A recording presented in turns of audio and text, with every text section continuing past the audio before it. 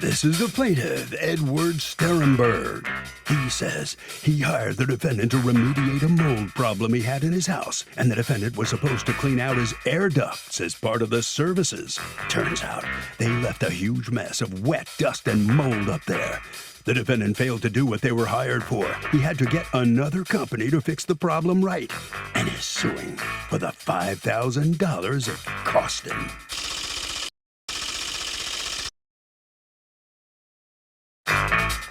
This is the defendant, Yana. She says her husband cleaned the plaintiff's ducts. Then, about a year later, the plaintiff had some construction done.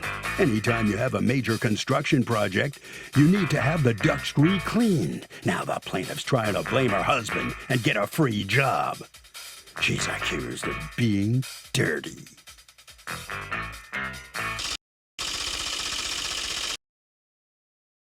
All parties, please raise your right hands. Welcome back to the People's Court. Next case in the docket. The plaintiff hired the defendant to remediate some mold in his house and says the job was botched. He has more mold than ever and he wants some justice. But the defendant says that the guy had construction in his house after he cleaned the ducts, and any problem now are not the defendant's responsibility. It's the case of you break the mold. Thank you, Douglas. You're welcome. All right, Mr. Sterenberg, what happened here?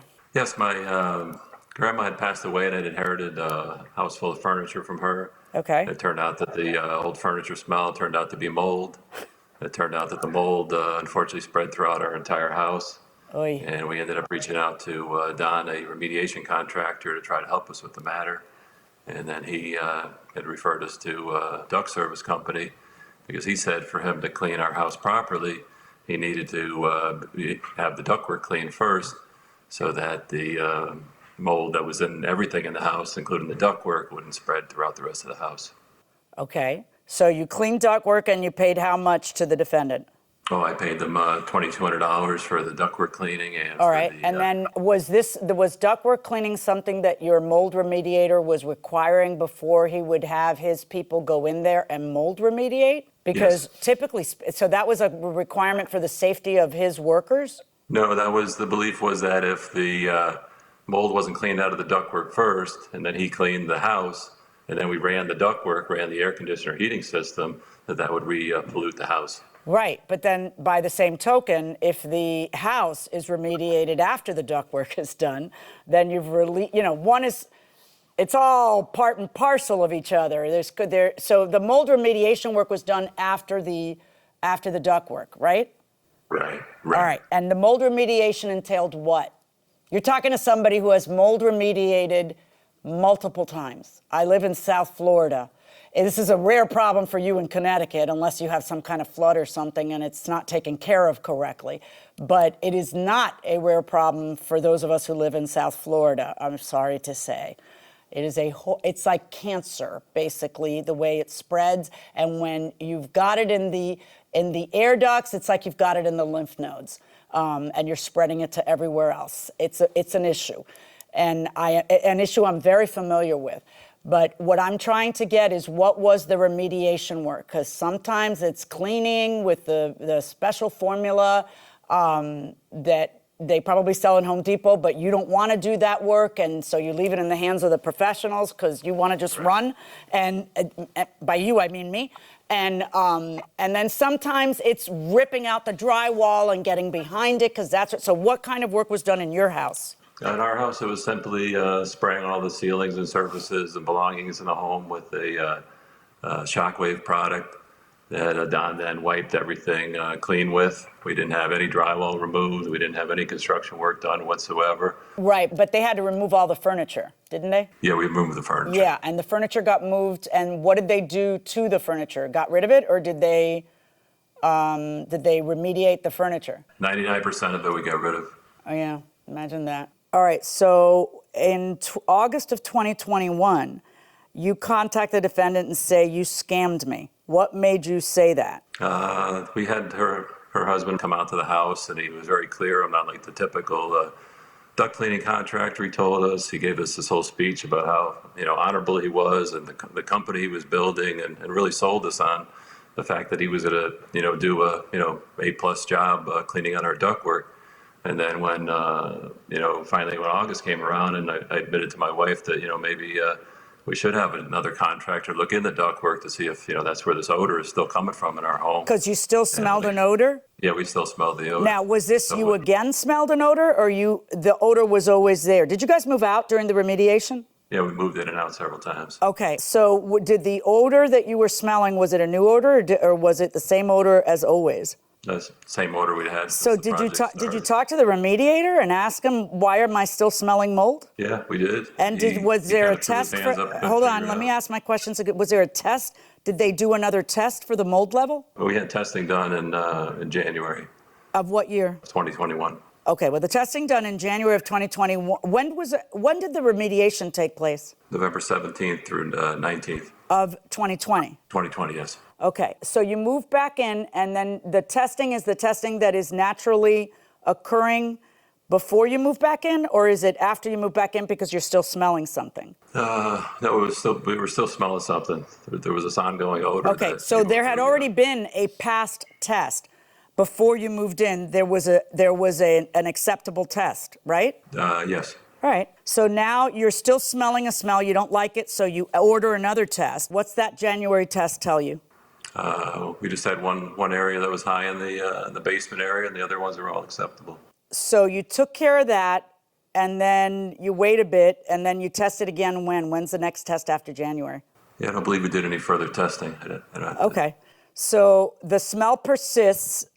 January, February, March, April, May, June, July, August is when you call them, right? Right. And what do you say to them?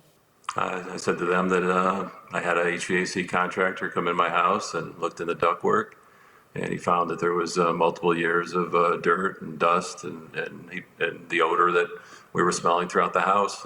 He, my wife, and the ductwork cleaning HVAC contractor's employee all said the smell was the same smell in the ductwork as the house. Okay. Now, where in the ductwork was this issue supposedly discovered? It was throughout the roughly 200 feet of ductwork that we have that runs from one end of the house to the other. Okay. So do you have pictures to show me? Yes, I sent two in to show you two openings that were initially made. Okay. No. Do you have the pictures of the years of dirt and dust for me to look at? Yes, I do. Is this supposed to show it? It's the best pictures I have. Okay, but that's kind of right. Maybe the best pictures you had. I understand what you're saying. And what is this? That's showing the dust and grime that was left behind that was causing that odor. And afterwards, that metal was all shiny clean, like it looked like it was brand new. Can I see the picture of it all shiny clean and looking like it's brand new? I'm sorry, I don't. Okay, how do I know that's just not the way this metal looks? Debris inside. Okay, whose hands are these? Oh, and that was some of the residual dust we also found in some of the other parts of the ductwork system. Whose hands are these? Also adding to the odor. Whose hands are these? Oh, those are mine, and wiping it out from the inside. Okay, what is it you are wiping? The inside of the takeoffs from the main duct system. You ended up replacing all the ductwork, right? No, we cleaned the metal ductwork was cleaned. And then the individual takeoffs, they said, were easy to replace based on what was going on than to Did that solve the problem? Yes, it did. Okay. But that's not what you hired the defendants for. You just paid them to clean the ductwork, right? Yeah, I was told by All right, Ms. Let me hear from you. Ms. Yana, talk to me. You're not the person who actually did the cleaning of the ductwork. That would be your husband? Yes, my husband, Mati. Okay. He's the one who actually came in to do the work. And he did a free estimate, because that's what we offer. And no service call charge. What exactly did your husband do for the $2,200? So we did the air duct cleaning. How is that done? So all of the equipment that we use is portable, and we clean each individual vent throughout the customer's house. Okay. So if you have 30 vents, we clean all 30 individually. Okay, what does that so look my like a husband has vacuum? It depends on the type of system that he has. We use specific equipment for Okay, that is your specific husband job. here to testify? Because I'm going to be asking specific questions. Hello, Your Honor. Hi, what's your name? My name is Mati. Okay, Mr. Mati, tell me what you did in this house. Tell me how you cleaned it. Yes, ma'am. So, first of all, we start with the cold air returns. Where the cold air returns, it's actually sucking all the dirt into the system. All right, so you vacuumed that, you cleaned that, right? We not vacuum that. We're running a snake into it Ah. because each vent is a single duct that's connected to the trunk line. So we need to run a snake all the way through each cold air return to push all the dirt to the trunk line. Then we're cleaning the trunk line. And when we done cold air return, trunk lines, and where's the filtration box, then we start to work on the supply vents, the Okay. one that's blowing the air out. Okay. All right. So what kind of machine do you use to do this stuff? Yes, ma'am. So we're using air pressures, and we're using a rotating brush. Very soft, specific for air duct. We're buying only equipment from air duct companies. All right. So, and how does it work? Because you don't physically go in the air duct, obviously. So you clean Correct. it. So how do you clean it? You're standing in the living room. Here's the return. You open it up and you do what? We open the return. We're running the snake inside to the cold air return, because the cold air return, all the vents, it's a single duct. All those ducts, it's connected to a big trunk line that it's downstairs. Does the trunk or line upstairs. go? Is the trunk line last or first? It's last thing you fix. Yes, ma'am. Because first we need to push all the dirt. Dislodge everything. All right. Yes. So when you did it, how many hours did it take you to do in this case? So his house, he have around 3,000 square feet. It was around 5 hours job. And I've been there with my guy. How and long I have you can been in actually- this business? I'm in that business around 5 years. So now let me ask you, Mr. Sterenberg, what possesses you to believe that it was shoddy work on their part and that they have to return your money? Did the new HVAC guys tell you that they didn't do their job properly? And if so, did they put that in writing? Do you have an affidavit from them or a report that says that? I was asking him to participate, but he, legally didn't want to get involved. He did say that we haven't talked about the sanitizer that they sprayed and everything, but that was an issue. He said had damaged my plenums and my furnaces and my fiber duct board, and based on Okay, what the he first thing found- you have to prove if somebody's damaged something and owes you money is that they damaged it. And it can't just be you saying someone told me they did. It has to be you proving it by showing me something from an expert that says that. The only proof I have are the invoices that I spent the money to replace all that equipment that was damaged. Right, which is something you probably should have done anyway after everything was remediated, because it's the safest thing to do. But that doesn't prove they didn't do their job a year ago. You can't just come into court and tell me, someone said so. That's called hearsay. You got to have some proof.